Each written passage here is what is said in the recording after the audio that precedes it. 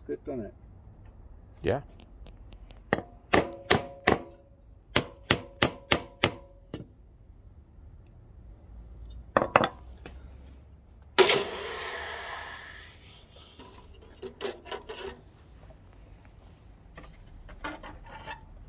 So why'd you put it in the water and then back into the fire? Well, I'm just giving it a very, very rough, what you'd call a temper. So basically, when you heat it up and you stress it, you're getting molecules going all different directions. So if you heat it up to cherry red and cool it really fast, it sets really fast, but then it's a bit brittle. So then you just heat it up a tiny little bit and then cool it again, and then it ends up a little bit softer. What we're aiming for, to be honest, don't even need to do it on this. It's never going to stack by hand. But you're looking for something that is hard enough without the brittleness. Yeah. Frankly, you don't need to worry about doing this. If you just left it on the side to cool down, you're fine. Yeah. But I'll just get it up to cherry and cool it, and then I'll just bring it up to, if you had a clean bit of metal, you'd be able to see colours go across it. You'd see it slowly turn blue, and the blue goes up, and that's when you want to temper it. Good.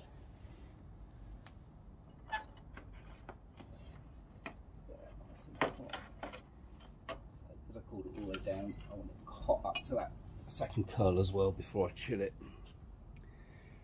And ideally you'd be doing it in oil, not water, because it's a little bit gentler.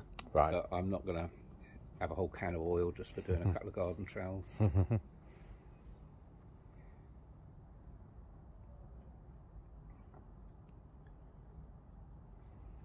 The cat's still happy. Oh no, he's gone. The rabbit's still happy.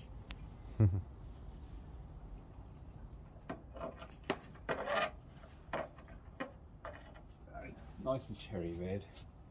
Just a final double check that nothing's bent out of line. The way I do it is I just flatten it down with a hammer on a hammer, and if everything looks straight, it's good enough. It's not got to be perfect. You'll notice I'm using a metal bucket, not a plastic bucket. Oh yeah. If the metal hits the bottom of a plastic bucket, you'll soon get a hole in your bucket. Yeah. Reminds me of an old song that does, doesn't it? Got a hole in my bucket, my bucket. Got a hole in my bucket, a hole. Use a metal bucket. Your singing's going to make everyone unsubscribe, I think, Chris. That's okay. Don't use a glass jam jar. Find something metal that'll hold water. Yeah. Rusty old flower pot or anything, just not plastic, not glass. Yeah. That fire's gone down a bit, hasn't it?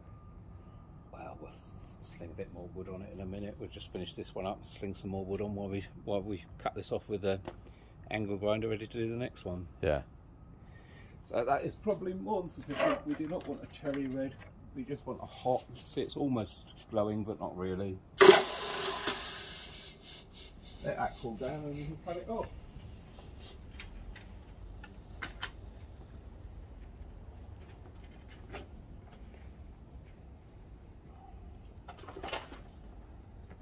Frankly, we don't need any more wood. We could finish it off today. But I've got tons of offcuts that I just need to get cut off, so they may as well go in. These are bits of wood which frankly are too small to do anything with. They've either got holes in, knots in, cut about. Mostly little offcuts that are way too small to do anything with. Which is why they're a pain in the neck, because you just gather up, don't they? Yeah, I mean, I do try and use all my wood, but eventually you get to bits which are just too far gone to do anything with. Yeah.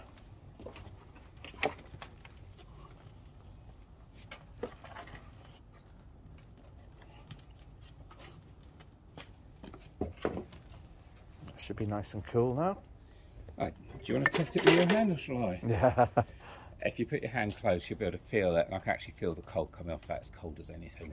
It's amazing how it does cool down so quickly, doesn't it? Yeah, well, if you feel the end there, John, that's really, really cold. Yeah. That's been in the water. But if you feel it there, it's just that little bit warm still, almost uncomfortable to touch. Oh, yeah, yeah. That's the bits that's not been in the water. But don't worry, because we're going to cut it off there and put that back in the fire for the next one. Yeah. So, next job is we'll just get the angle grinder and whip that off and ready for the next one.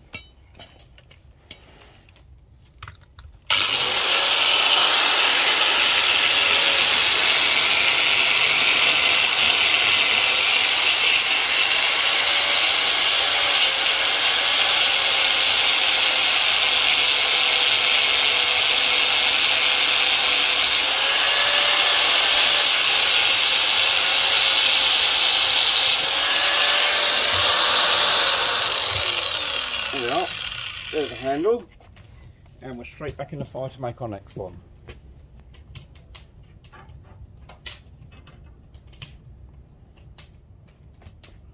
Yeah, that's a lot nicer than the first one, I think. That'll probably be a little bit warm. Yeah. Especially if we just cut in. So we just dunk it in the water. Doesn't matter if you drop it because it's a metal bucket.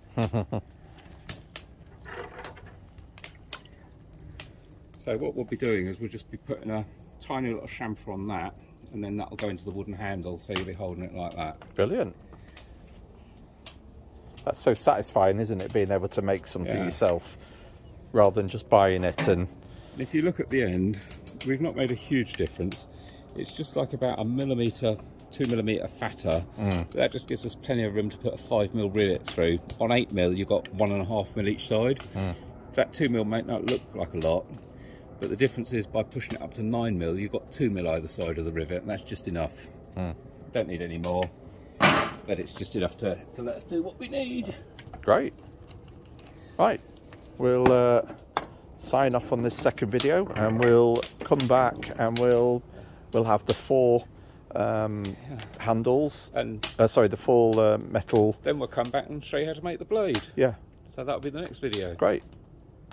Thanks. See you later.